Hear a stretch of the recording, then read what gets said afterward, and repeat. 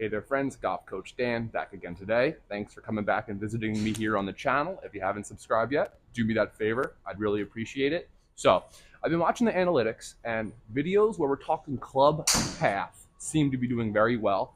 And I can see why. Club path is a very important thing in terms of how we're performing with our golf shots on the course. So, let's scratch the people where they itch and continue talking about path.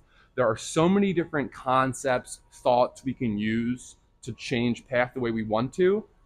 Let's call a spade here. I rarely speak with golfers who want to swing more out to in. Occasionally people are feeling like they're swinging too inside out. That's almost always because the face is closing on them more than they want. So that's more about stabilizing the face or opening it up more in the backswing. What we're talking about today is how we can swing more from inside out. That's a very popular topic that lots of people obviously like hearing about. So today we're going to talk about a simple concept on how you can affect real change with your club path, okay? It's pretty simple. What we're going to imagine here is that we are a golfer standing on a clock face. Now, with how this clock is oriented, the target line, this white line, if you can see that on the screen, is going to be my 12 o'clock. I have a face on camera in front of me. That's 3 o'clock. The phone I'm filming from right now is on my hand line down the line. That's going to be 6 o'clock. And then this camera behind me pointing at my butt is 9 o'clock, trail side camera. Okay, so what we're going to be doing today is looking at the swing through the lens of how the club head orients with the handle at this halfway down position in the downswing, right? So when the shaft is parallel to the ground in the downswing, we might call this the delivery position. It's super important. Impact is the most important part of your swing. Delivery position has the greatest control over what happens at impact. Top of backswing has the greatest control of what happens in the delivery position. And you can see how that goes on, right? We kind of reverse engineer the swing to improve.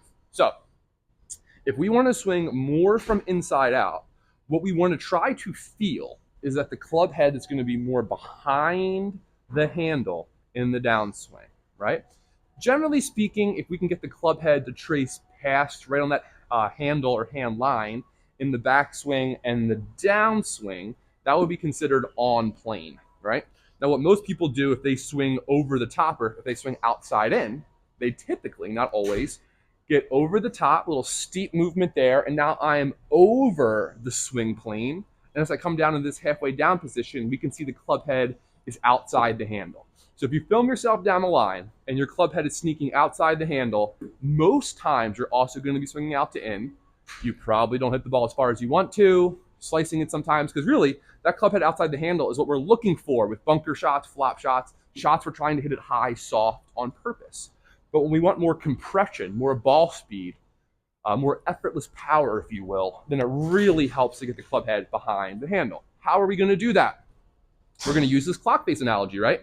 So it's kind of impossible, but the feeling would be if I could get this club to track back to 9 o'clock, which is straight behind me, it would be almost impossible to swing out to in.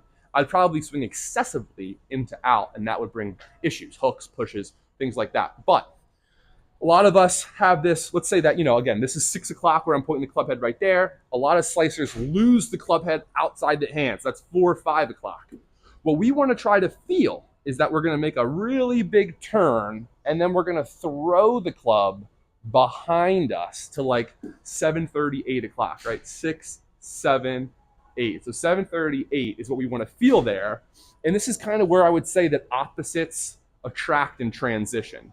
So if I can get this club to kick back to 7:30 or 8, it should spit out to 1:30 or 2 on the other side. And that's where opposites attract, right? So I'd almost take the perspective of you're sort of just releasing the club head into the downswing, and the further you drop it back behind you, the more it'll kick out in front of you. That's the thinking, right? So let's try one here. Don't judge me. I haven't hit any shots today. There's my excuse. I got it out there. Okay, I'm going to make a really big turn, and then I'm just going to try to exaggerate and throw the club to 7 or 8. Might not be a great golf shot, but it will be from inside out. Big turn, throw it. I hit the toe. Probably going to stay to the right on me. Yes, but we can see, if you can spot that there, 8.8 degrees inside out, even too much, right? But with that, the face was 6 degrees open, and we still drew it back to the left. We can see the negative 2.7 face the path and the 25 feet of draw curvature on that ball, okay? So what we are doing, you're going to make a nice full turn to the top. And again, if you are slicing it or swinging out to in, you're probably losing the club head outside the handle. So we're going to use this clock face, throw it back to 730 or 8, so it spits out towards 130 or 2. If you do that, you're swinging inside out, and you're probably playing better golf. Congratulations. Well done. All right. So any comments or questions, that's what the comment section's for. Again, if you want to subscribe to the channel, that would be a huge help. And like the video if you enjoyed it. That would also be helpful. Please comment any things you want to see in the future, different topics that I haven't covered yet or you want me to cover again. Always looking for inspiration for new ideas there. And I'll see you next time. Enjoy your day.